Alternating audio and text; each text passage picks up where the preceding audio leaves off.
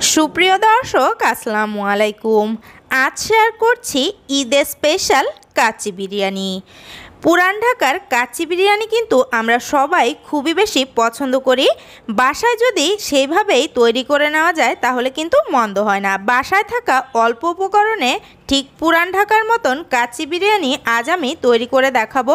রেসিপিটা হুবহু ফলো করলে আপনিও কিন্তু একদমই পারফেক্ট ঝরঝরে কাচ্চি বিরিয়ানি তৈরি করতে পারবেন। বিরিয়ানি রান্না করার জন্য এখানে 1 কেজি পরিমাণে গরুর মাংস নিয়েছি। মাংসটাকে একটু বড় টুকরো করে কেটে নিয়েছি। তেল চর্বি হাড্ডি সহই এখানে মাংসটা ইউজ করা ভালো। আর এখানে আপনারা চাইলে কিন্তু সেম রেসিপিতে খাসির মাংসটা দিয়েও বিরিয়ানিটা রান্না করতে পারবেন। মাংসটাকে খুব ভালোভাবে ক্লিন করে নিয়ে যে পাত্রে আমি বিরিয়ানি রান্না করব সেই পাত্রে নিয়ে নিলাম। 1 কাপ পরিমাণে দিয়ে দিচ্ছি পেঁয়াজের বেরেস্তা। এখানে কিন্তু পেঁয়াজের বেরেস্তাই ইউজ করতে হবে। এরপরে দিয়ে দিচ্ছি 1/2 কাপ পরিমাণে টক দই। টক দইটাকে খুব ভালোভাবে ফেটিয়ে তারপরে এখানে দিয়ে দিলাম কিছু আস্ত গরম মশলা দিয়ে দিচ্ছি। 4টি নিয়েছি সবুজ এলাচ, 2টো নিয়েছি কালো এলাচ, 2 টুকরো দারচিনি, 10 থেকে 12টি কাবাব চিনি, 5 থেকে 6টি নিয়েছি লবঙ্গ, 2 টেবিল চামচ পরিমাণে আদা আর রসুনের পেস্ট দিয়ে দিলাম। এরপরে এখানে দিয়ে দিচ্ছি 10 থেকে 12টির মতো কিশমিশ বেটে নিয়েছি, সেই কিশমিশ বাটাটা। 8 থেকে 10টি কাজু বাদাম পেস্ট করে নিয়েছি, সেই কাজু বাদামের পেস্টটা এখানে দিয়ে দিচ্ছি। আপনারা চাইলে এখানে কাঠবাদামের পেস্টও ইউজ করতে পারবেন। এরপরে এখানে দিয়ে দিচ্ছি একটি জয়ত্রী, হাফ জয়ফল আর 1 টেবিল চামচ পরিমাণে জিরা পেস্ট করে নিয়েছি, সেই পেস্টটা। 1 টেবিল চামচ পরিমাণে দিয়ে দিচ্ছি মরিচের গুঁড়ি। আপনারা আপনাদের টেস্ট অনুযায়ী কিন্তু বাড়িয়ে কিংবা কমিয়েও দিতে পারবেন। হাফ চা চামচ পরিমাণে কালো গোলমরিচের গুঁড়ি দিয়ে দিলাম, চাইলে এখানে সাদাটাও ইউজ করা যাবে। হাফ চা চামচ পরিমাণে ধনিয়ার গুঁড়ি দিয়ে দিচ্ছি আর দিয়ে দিচ্ছি হাফ চা চামচ পরিমাণে গরম মশলার গুঁড়ি। এবারে এখানে দিয়ে দিব স্বাদ মতো কিছুটা লবণ। আপনারা আপনাদের টেস্ট অনুযায়ী এখানে লবণটা দিয়ে দিবেন। এরপরে এখানে দিয়ে দিচ্ছি 2টো তেজপাতা, আমি মাঝখান থেকে কেটে নিয়েছি সেই তেজপাতা 2টো। আর তারপরে এখানে দিয়ে দিচ্ছি পেঁয়াজ ভাজা যে তেলটা আছে সেই তেলটা। এখানে 1 কাপ পরিমাণে তেল আমি ইউজ করছি। এবারে সব কিছু একসাথে খুব ভালোভাবে হাত দিয়ে মেখে নিতে হবে। এরই মাঝে ছোট্ট একটা অনুরোধ আপনাদের কাছে, প্লিজ আপনি যদি আমার চ্যানেলে নতুন হয়ে থাকেন তাহলে আমার চ্যানেলটিকে সাবস্ক্রাইব করে রাখবেন। আর আমার পেজটাতে নতুন হয়ে থাকলে প্লিজ আমার পেজটিকে ফলো দিয়ে রাখবেন। সব কিছু হাত দিয়ে খুব ভালোভাবে একসাথে ম্যারিনেট করে নিয়ে 3 ঘন্টার জন্য আমি মাংসটাকে রেস্টে রেখে দিচ্ছি। তবে আপনাদের হাতে যদি সময় না থাকে তবে সেক্ষেত্রে আধা ঘন্টা পর্যন্ত ম্যারিনেট করে রাখলেই হবে। ফিরে আসলাম 3 ঘন্টা পরে। এখন এখানে মাংসের উপরে কিছুটা 5 থেকে 6টি দিয়ে দিলাম আলু বোখারা, কয়েকটা দিয়ে দিচ্ছি আস্ত কাঁচামরিচ। এখানে এই লেয়ারেই কাঁচামরিচটা দিতে হবে। 1 মুঠ পরিমাণে আস্ত কিশমিশ দিয়ে দিচ্ছি। আস্ত কিশমিশটা দিলে কিন্তু খাওয়ার সময় খুবই ভালো লাগে।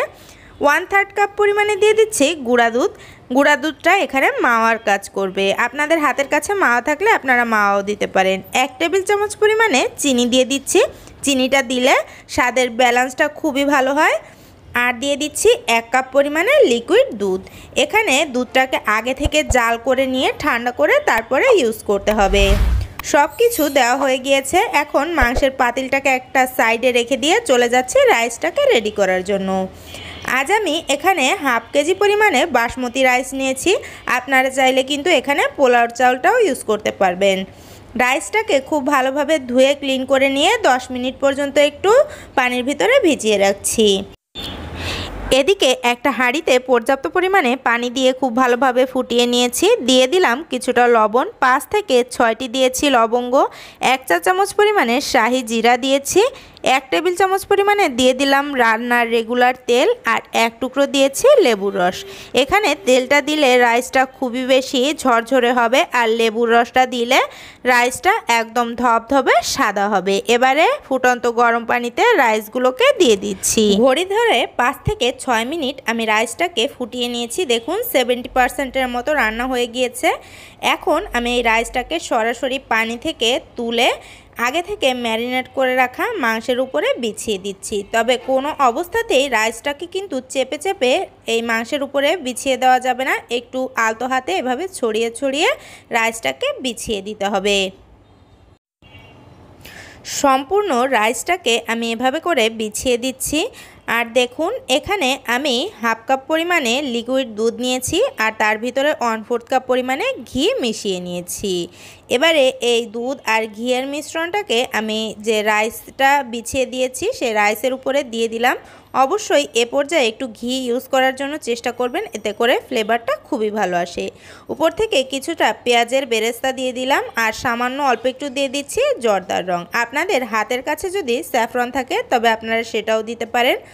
এবারে আমি ঢাকনাটা দিয়ে ঢেকে দিয়ে ঢাকনাটার মুখটা খুব ভালোভাবে আটা দিয়ে সিল করে দিব, যাতে করে ভিতর থেকে কোনো বাষ্প বাহিরে বেরিয়ে না আসে। আর ঢাকনায় যদি কোনো ছিদ্র থাকে তবে সে ছিদ্রটাও বন্ধ করে দিতে হবে।